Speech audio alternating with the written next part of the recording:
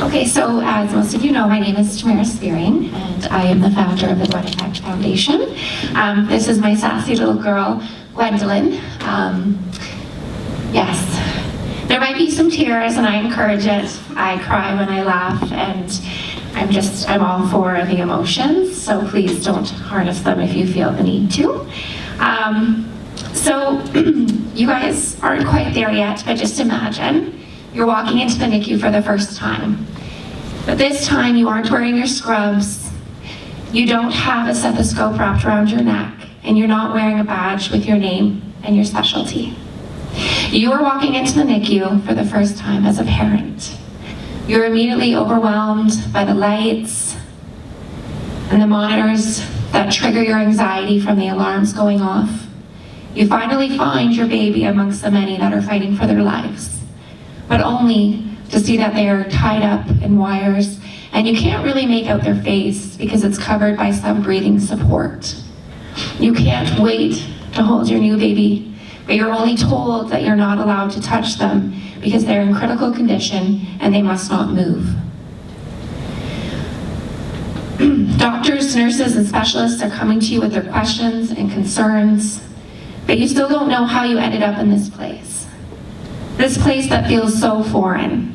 You ask yourself, this wasn't my birth plan, but then you quickly realize there is no such thing as a birth plan. This was us. We are 1 in 10.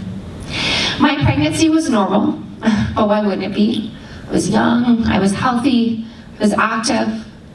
I did my appointments and then some. And it wasn't until my 22-week checkup with a resident when he said to me, if you go into preterm labor, your baby has a chance at survival. There wasn't much more talk about that because why would I go into early labor? Everything was normal.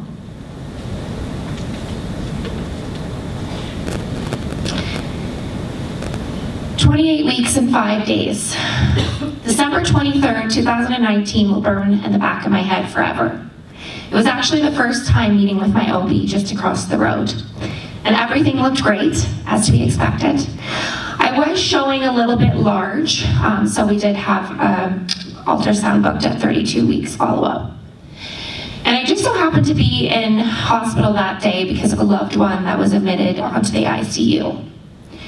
And I remember eating my pizza from the cafeteria and taking a sip of my green tea, and all of a sudden I felt whoosh. And I thought, holy shit. I'm not even in my my third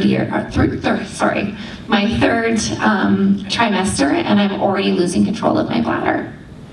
I have to return back to week after holidays. How could this happen? And then as time sat with me, I quickly realized it's not me losing control of anything, it's my water breaking. So I naturally got up and walked myself up to kid 5, labor and delivery. I knocked on the door. I picked up the phone and I said, I'm 28 weeks half pregnant and I think I'm in active labor. So I was quickly hooked up to monitors and all the crazy things and did the liquid swab, only to find out that there I was in labor and there was nothing stopping it. I was given steroids, and for those who you probably do know, but they're the one thing that kind of helps stabilize baby's lungs while they're still in utero. Just getting ready for her to come. Because there was no stopping her. And once again, I remember asking the nurse that was bedside with me, what does this look like? And she said, well, we give labor to a lot younger babies, much younger. And I said to her, but this isn't my plan. And when you get pregnant, a lot of people insist you need to make a birth plan.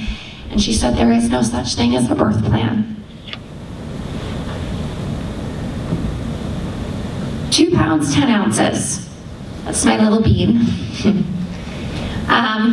Once it was confirmed there was no stopping my labor, I briefly remember the NICU team coming in to talk with me bedside.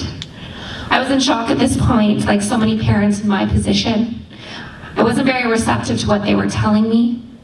I was being told my baby would likely be in the NICU's care until the expected due date, which was devastating.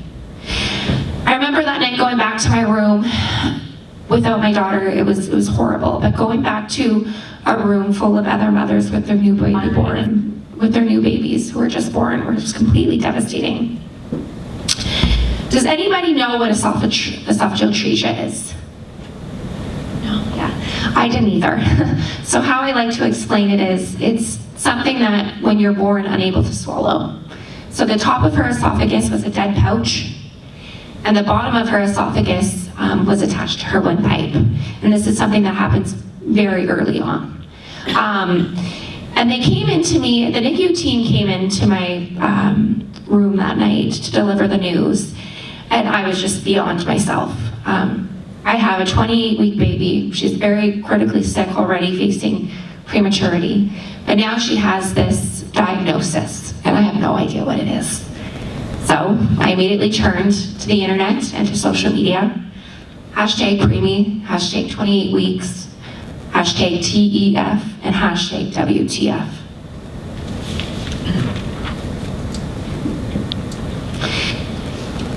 Walking into the NICU is literally something nobody can prepare you for, especially as a parent.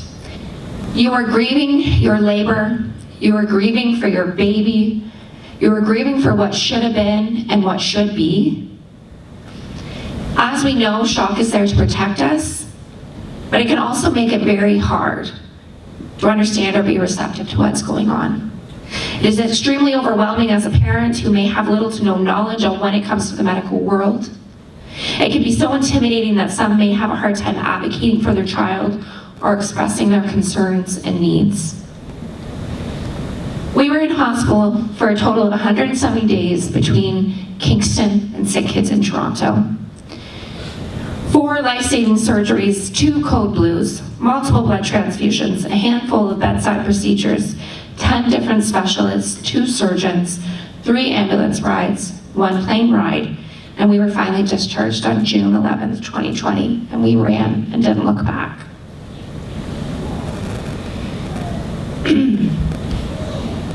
April 5th, 2022 at 17:18 p.m., my daughter's heart stopped beating, and mine has never quite beat at the same sense. I was a medical mom to a very sick child, and now I'm a bereaved parent navigating life after loss.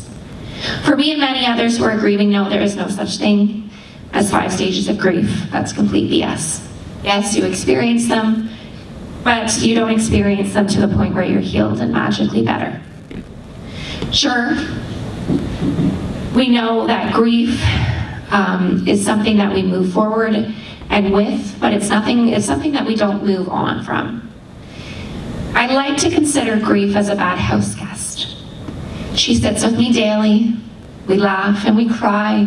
We scream and we yell, but we also reminisce. And during this time, I've learned that before grief, there was love. And grief is all the love in the world and nowhere for it to go.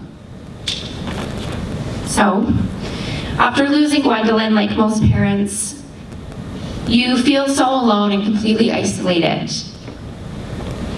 You know, who am I after being a mother to a medically complex babe for 27 months? And this is when I found I could turn my pain into a purpose. It all started with a hashtag.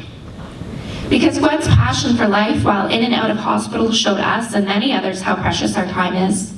Her strength, bravery, and compassion for others of all kinds opened the eyes to many worldwide. Therefore, for us, the sunflower symbolizes Gwen, the beauty and the brightness of the flower, the strength of the stem, its ability to thrive through dark days and happiness it brings to others. Now, as you know, sunflowers have a short lifespan, just like Gwendolyn, but they bloom beautifully with providence. So, I asked people if they've seen a sunflower to share it on the social media with the hashtag, the Gwen Effect. Within days, there was hundreds of sunflowers popping up from across the world with the hashtag. This quickly started a movement. Our mission behind the Gwen Effect? As mentioned before, it's in honor of our brave, shining girl. We have established this. A charitable foundation that advocates, inspires, and teaches for resilience and hope for infants who are born premature and or with complex medical conditions. We provide support to grieving parents by creating a safe community as they navigate life after loss. Our mission is to raise critical funds that advance research, care, and treatment for infants who were born early, for children and youth who have received one or more medical diagnoses, while also providing support and resources to their families who often are forgotten about. My inspiration was not only just because of losing Gwendolyn, it was many other things. It is because there needs to be more honesty about it is because there needs to be more honest, open, and vulnerable conversations about premature, medically complex children and grieving families. It was because mothers and fathers are often forgot about when a child receives a medical diagnosis. It was because my mother's instinct was questioned. I was made to feel bad for becoming angry with the neglect my child was receiving. And my response, "You spooked Mama Bear," but only to have that same surgeon apologize to me later because I was right. It is because after my daughter died, I never heard from any of the specialists who were my family to us, only to find out management wouldn't allow them. And I say, do better. It is because I am now part of a community that no one wants to be a part of, but is also one of the strongest and closest. It is because hospital staff don't get enough recognition, and to them, I say thank you. Since being born officially on December 23rd, 2022, Gwendolyn's birthday, the foundation has accomplished a lot. Some things we have accomplished is we donated over $2,000 to the NICU right across the road. We've created over 60 sunshine boxes. These boxes are for grieving parents and medical mamas that provide them with self-care items. We have cultivated a partnership with Napanee Psychotherapy, offering affordable therapy to parents in need.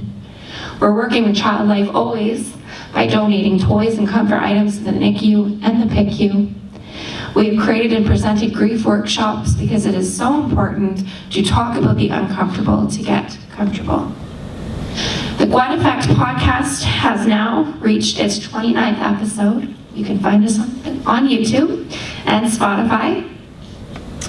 The podcast shares and features our stories, other grieving mothers, supports allies in healthcare, highlights other empowering everyday people with a little bit of humor in between.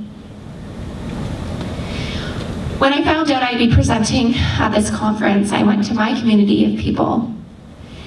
And this is some of the things that they said the Gwen Effect means to them.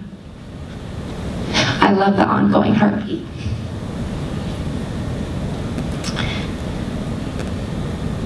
Is there sound to this?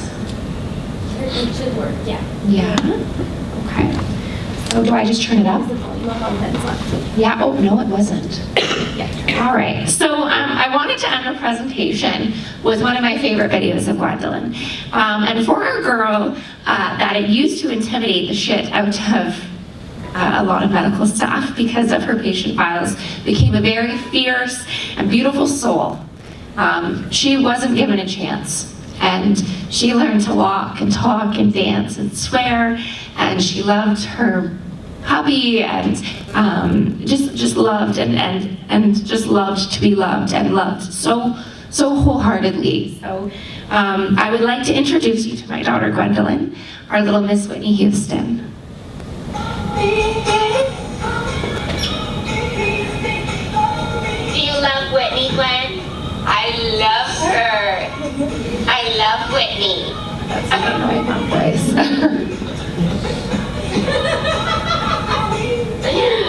Kids love Baby Shark. I feel like it's hot. Gwendolyn loves Whitney Houston. She also loves her shadow.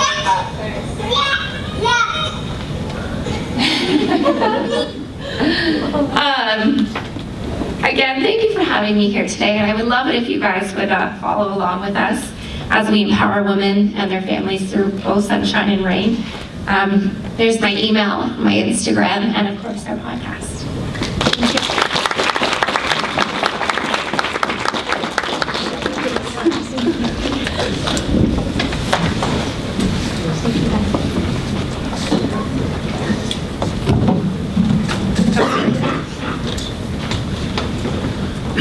Thank you, Tamara, for sharing your story with us. I'm sure everyone in this room can feel the weight of your words and admires your strength. I certainly do. We appreciate your commitment to, as you say, finding healing in your writing by turning your pain into a purpose.